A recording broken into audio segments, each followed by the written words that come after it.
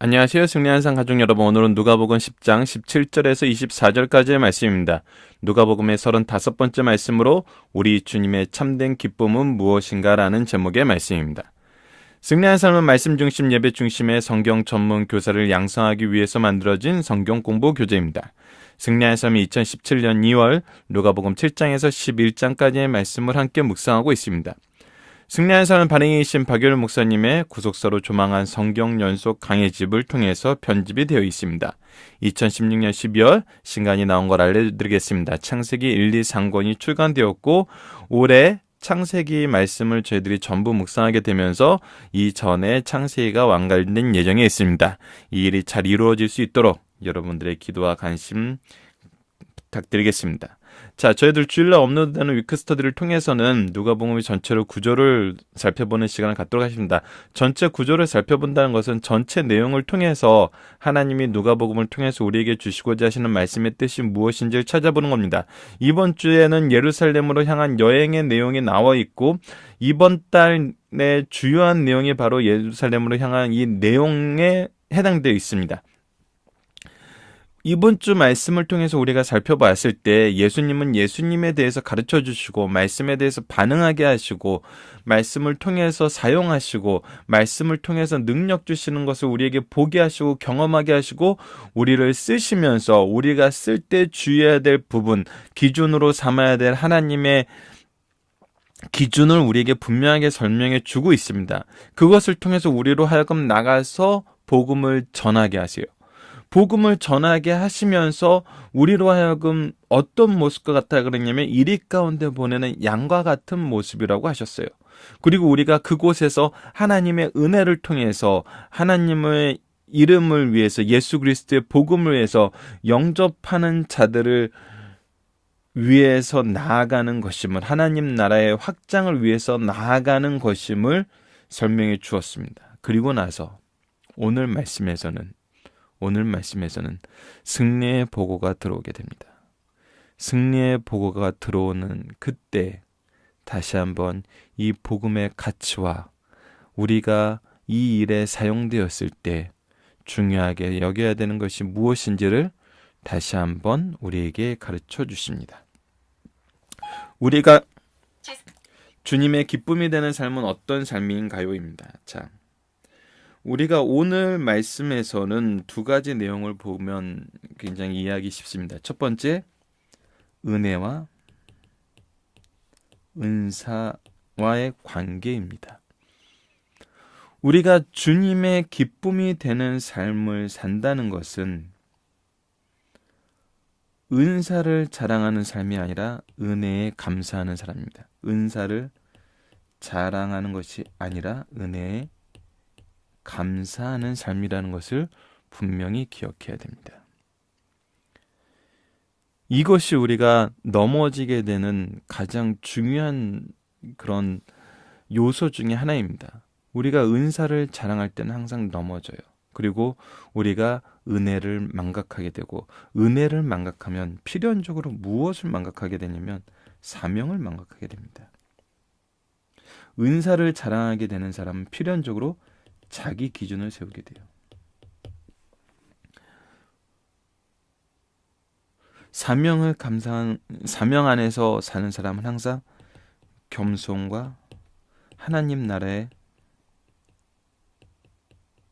확장을 바라보게 되죠. 하지만 자기 기준이 있는 사람은 심판관이 되고 넘어뜨리는 자가 됩니다.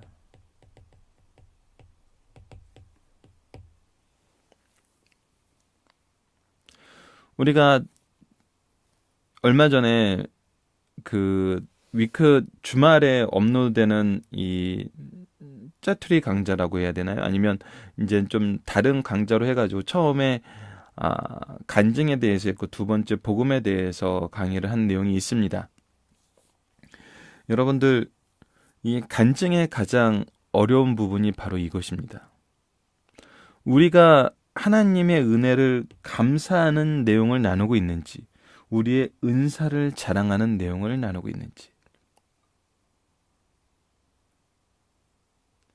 근데 참 아이러니한 것은 우리에게 주신 은혜를 나누는 데에는 말씀보다 더 좋은 게 없어요. 왜냐하면 말씀의 은혜보다 더 큰 은혜는 없거든요. 근데 은사를 나누다 보면 결국 경험을 얘기하고 경험 속에서 자기 자랑을 얘기하게 돼요. 이거를 은혜라고 얘기하지만 결국은 내가 받은 은사를 자랑하는 거예요. 이 기준의 차이가 오늘 본문 말씀에서 어떻게 제시되고 있는지를 보자는 겁니다. 어떻게 제시되고 있는지를. 자, 우리 주님의 참된 기쁨은 무엇인가입니다. 주님께서 우리에게 얘기하신 참된 기쁨은 무엇인가입니다. 자, 70인이 기뻐하여 돌아 이르되 주여 주의 이름으로 귀신들도 우리에게 항복하도이다. 자, 재밌습니다. 이미 우리가 앞에서 살펴봤듯이 예수님께서 권능과 엄밀하면 권위와 능력이라고 표현을 하고 있죠. 권능과 권위와 능력을 제자들에게 주고 복음을 전하게 하셨습니다. 동일하게 70인을 파송할 때도 이것을 허락해 주셨을 터인데 처음에 보내실 때 어떻게 말씀하셨냐면 이리 가운데 양들을 보내는 것 같다고 염려하시면서 고난을 당할 것을 얘기하셨어요. 근데 이들이 와서 70인이 기뻐하며 돌아와 이르되 주여 주의 이름이면, 지금 연결이 좀 원활치 않아서 펜 구현되는 것이 좀 늦네요. 귀신들도 우리에게 항복하더이다. 예수님이 주신 그 권위와 능력으로 귀신들도 항복하는 것을 보고 와요. 예수께서 이르시되 사탄이 하늘로부터 번개같이 떨어지는 것을 내가 보았노래요. 이 얘기는 뭐냐면 이 제자들의 사역이 말씀으로의 승리의 사역이고 영광의 사역이었다는 걸 보여주고 있어요. 이것은 마치 무엇을 보는 것 같냐면 예수님께서 4장에서 사탄의 시험을 이기시는 이 사건을 제자들이 경험하고 오는 것과 같은 느낌을 주고 있어요. 그래서 예수님이 얘기하십니다. 내가 너에게 뱀과 정갈을 밟으며 원수의 모든 능력을 제어할 권능을 주었으니 너희를 해칠 자가 결코 없으리라. 예수님이 이미 4장에서 죄에 대해서 승리하신 것을 보여주셨고 말씀으로 인하여 승리할 수 있는 것을 우리에게 확인시켜 주셨고 이것을 제자들에게 허락하셨어요. 하나님의 능력을 허락하셨어요. 예수 그리스도의 사역을 계승할 것을 허락하셨어요. 그래서 이것 안에서, 이 일 안에서 하나님의 백성됨으로 인하여 예수 그리스도의 제자됨으로 인하여 사탄에게 지는 일은 결코 없을 거라는 거예요. 우리가 죄악 세상에서 지는 일은 결코 없을 거라는 거예요. 자, 이것이 무엇이에요? 제자들이 받은 은사예요. 은사입니다. 하나님께서 우리에게 주신 은사예요. 무엇을 하기 위해서? 복음의 확장을 위해서.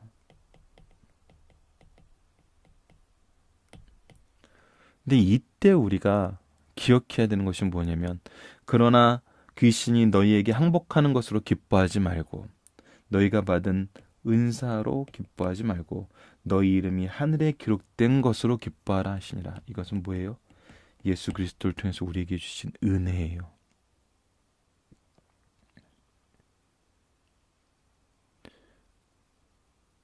우리가 어떤 은사를 가지고 어떤 능력을 행했다는 것이 우리에게 중요한 것이 아니라 우리가 어떻게 이러한 사람이 되었는지를 은혜 가운데서 볼 수 있다는 거예요. 볼 수 있어야 한다는 거예요. 예수 그리스도께서 우리를 제자로 삼아 주셨어요. 이 얘기는 뭐예요? 하나님께서 우리를 하나님의 백성으로, 하나님의 자녀로, 하나님의 구속사의 능력 있는 일꾼으로 세우셨다는 걸 의미를 해요. 그리고 우리를 통해서 예수 그리스도의 능력이 드러나고 있어요.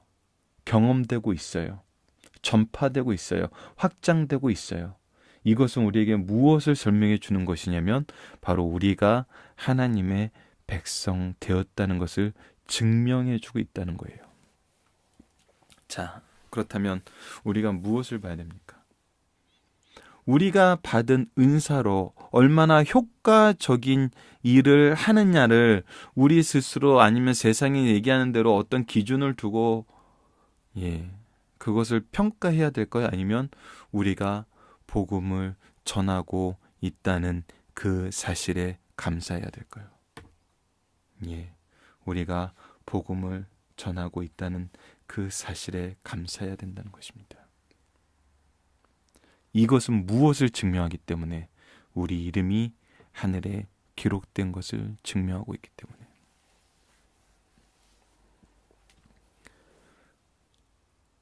그래서 우리는 복음을 전파할 수 있다는 그것이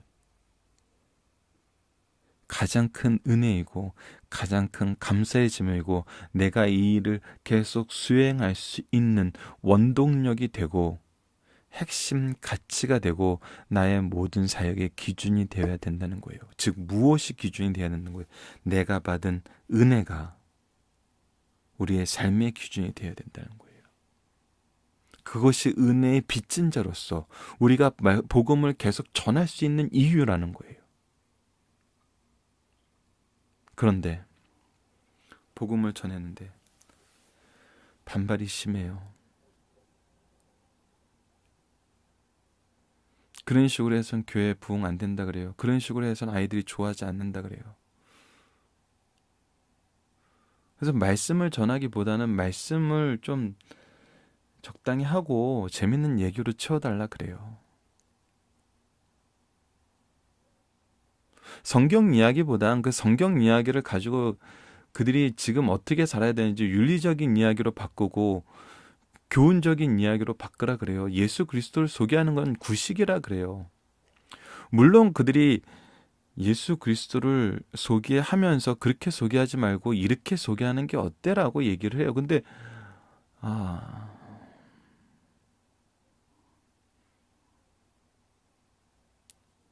성경에서 나타나는 예수 그리스도의 모습이 아니거든요. 오히려 그런 얘기를 들으면 들을수록 그들이 제시하는 기준은 마치 유대인들이 예수님께 요구하는 것 같아요. 끊임없이 예수님을 거절하는 이유고 핍박하는 이유로 네가 전하는 그 복음이 우리가 원하는 것이 아니었다는 것을 계속 강변하면서 자신들의 기준에 맞춰달라고 요구하는 것 같아 보여요. 그렇기 때문에 우리가 그러한 것을 기준을 삼으면은 그러한 반응을 복음 전하는 사람이 한 번도 경험하지 않기란 힘들거든요. 왜? 복음에 대항하는 사람은 항상 있으니까. 그러한 것이 기준이 되고 내가 받은 은사가 얼마나 효과적으로 사용되었나, 이거는 자본주의적인 사고예요. 효율적인 사고를 가장 중요시 여기는 근데 하나님은 효율을 보는 것이 아니라 효율을 보라 그러지 않고 근본을 보라 그러거든요. 너희들이 받은 은혜를 보라 그러고 하나님께서 주신 말씀을 보라 그러고 하나님께서 이미 완성해 놓으신 걸 보라 그러세요. 그 안에서 은혜를 누리라 그러시지.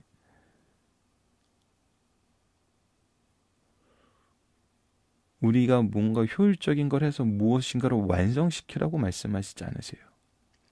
자, 그래서 예수님의 기도가 이어집니다.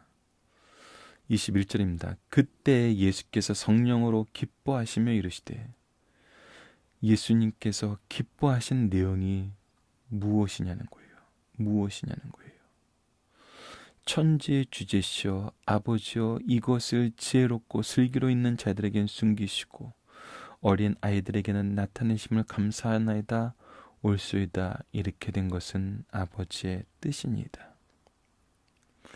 아버지의 뜻이 이루어져서 아버지의 뜻대로 복음을 받아들이는 사람과 거절하는 사람들이 나타나는 것을 통해서 예수님은 기뻐하셨다는 거예요.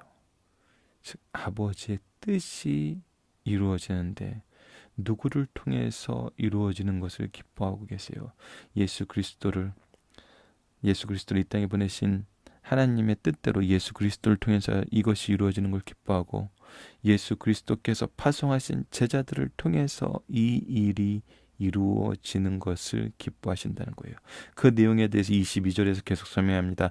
내 아버지께서 모든 것을 내게 주셨으니 아버지 외에는 아들이 누구인지 아는 자가 없고 아들과 또 아들의 소원대로 계시 받은 자 외에는 누구죠? 지금 파송받았던 제자들, 하나님의 백성으로 선택받던 그들, 바로 우리들, 여러분과 나는, 나 같은 자 외에는 아버지가 누구인지 아는 자가 없나이다 하시고, 제자들을 돌아보시며 조용히 이르시되 너희가 보는 것을 보는 눈은 복이 있도다. 내가 너희에게 말하노니 많은 선지자와 임금이 너희가 보는 바를 보고자 하였을 때 보지 못하였으며 너희가 듣는 바를 듣고자 하였을 때 듣지 못하였느니라. 우리가 왜 은혜의 세대에 살고 있습니까?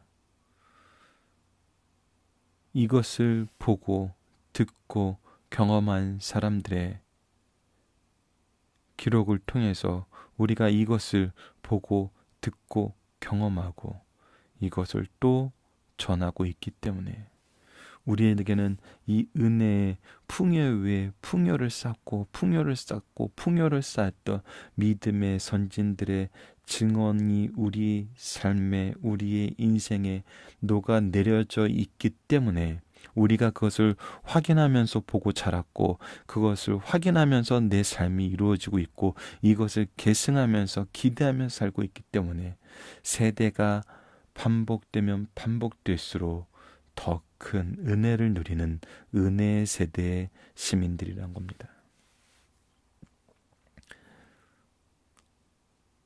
이것들은 구약의 많은 선지자들이, 왕들이 바라보고자 하였으나 보지 못하고 소망 중에 지냈던 그 내용입니다. 그 내용입니다. 오늘 제자들이 경험한 이 경험 우리에게 없을까요? 있습니다. 우리에겐 더 놀라운 은사도 있어요. 그러나 예수님께서는 무엇이 우리의 기쁨의 제목이 되어야 되냐면 은혜가 기쁨의 제목이 되어야 된다고 합니다. 은사에 매몰되면은 은혜를 망각하게 됩니다. 은혜를 감사하는 자들은 필요에 따라서 더 많은 은사를 허락해 주십니다. 그것이 달란트 비유에 나타납니다. 달란트 비유를 잠깐 언급해 볼까요?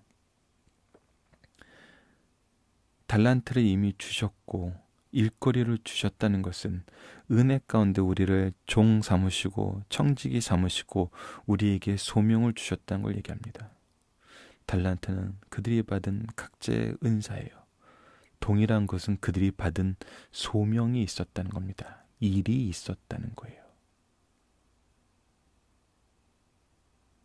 그 일에 충성한 자는 더 많은 달란트, 더 많은 은사를 체험을 받지만 그 사명을 저버리는 자들은 오히려 은혜를 잊고 사명을 잊은 자이기 때문에 은사를 가지고 자기의 가치를 평가하고 은사가 기준이 되어서 자기의 존재 의미를 파악하고 주인을 판단하려 했기 때문에 결국 은사에 매몰되면 누군가를 판단하는 일로 가게 되는 것을 우리가 달란트 비유에서 볼 수 있습니다.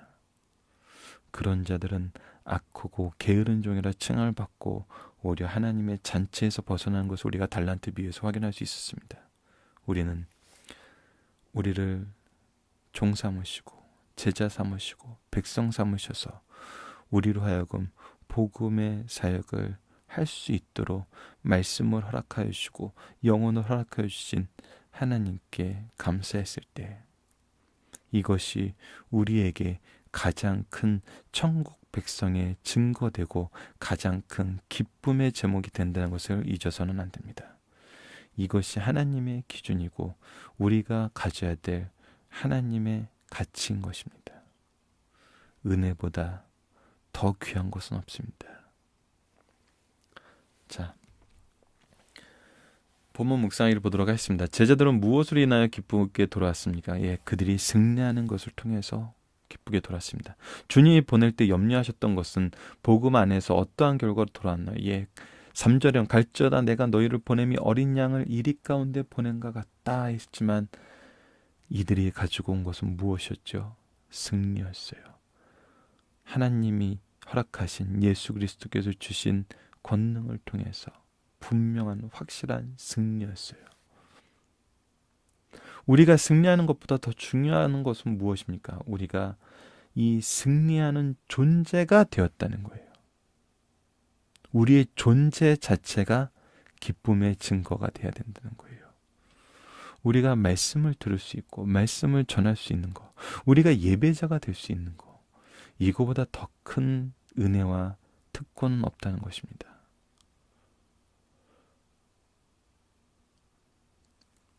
우리가 기도할 수 있는 거, 이거보다 더 큰 특권 없습니다. 우리가 말씀을 연구할 수 있는 거, 이거보다 더 큰 특권이 없습니다.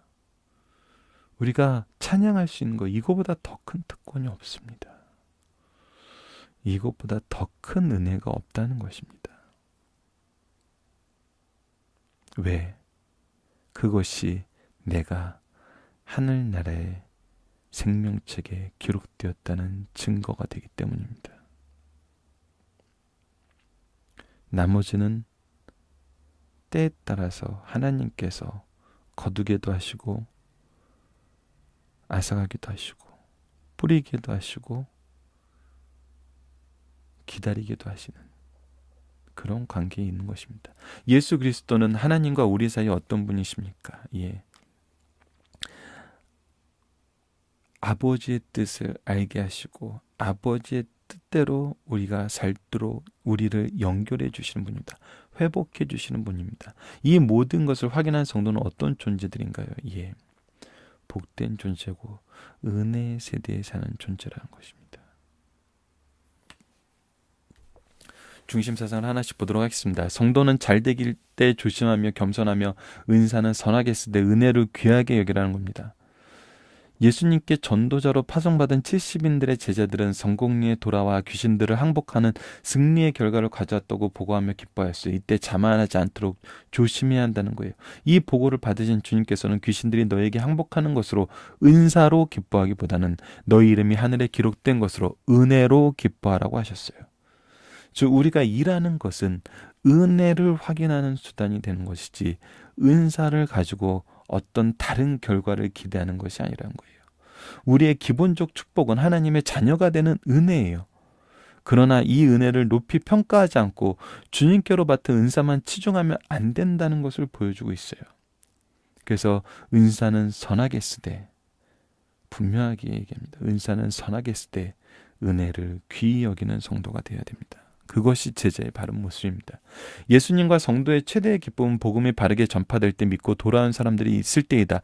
예수께서 세상에 계실 때 우셨다는 기록은 있어도 기뻐하셨다는 기록은 이것뿐이다. 주께서 기뻐하신 이유는 무엇입니까? 지혜롭고 슬기 있는 사람들은 복음을 거절하나 약하고 미련한 어린아이 같은 사람들은 회개하고 돌아와 구원의 반열에 참여하고 있기 때문입니다. 이렇게 된 것은 하나님의 뜻입니다. 이 진리는 너무 심오하고 신비스럽습니다. 많은 사람들 가운데 왜 이 사람은 회개를 하고 돌아오며 반면에 다른 사람의 죄 가운데 머물러 있는가? 왜 영국은 기독교 국가가 되었으며 반대로 일본은 계속 우상에 파묻혀 있는가? 그것은 우리의 지식을 초월하는 사건이라는 것입니다.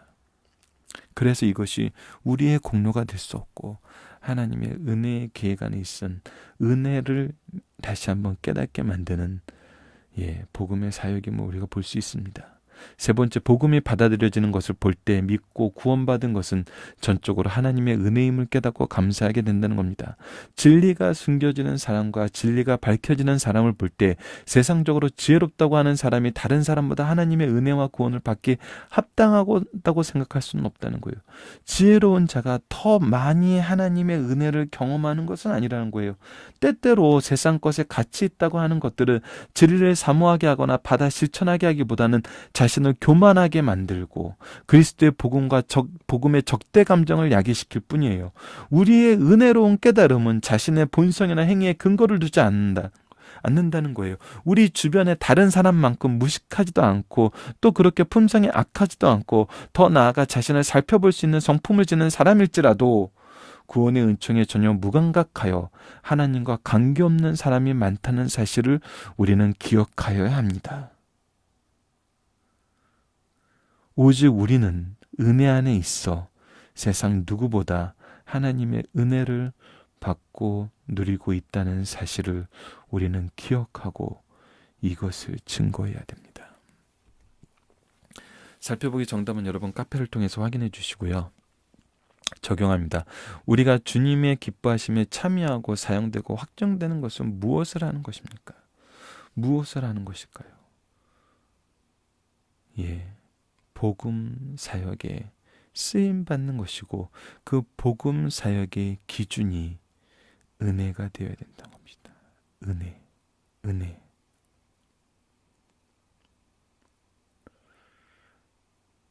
이걸 또 너무 강하게 강조하다 보니까 잘못해서 또 은혜를 자랑하는 경우도 생기긴 해요. 그래서 참 말씀만 전하는 것이 좋습니다.